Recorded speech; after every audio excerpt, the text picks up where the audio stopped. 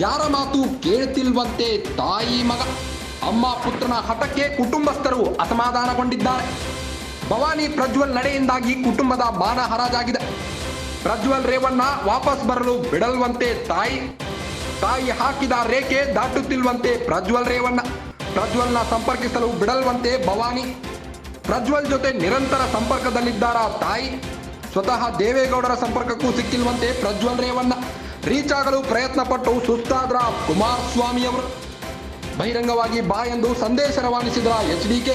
ಸಂದೇಶಕ್ಕೂ ತಲೆ ಕೆಡಿಸಿಕೊಳ್ಳದ ಪ್ರಜ್ವಲ್ ರೇವಣ್ಣ. ಭವಾನಿ ನಡೆಯಿಂದ ಗೌಡರ ಕುಟುಂಬ ಕೆಂಡವಾಗಿದೆ ಅಂತೆ.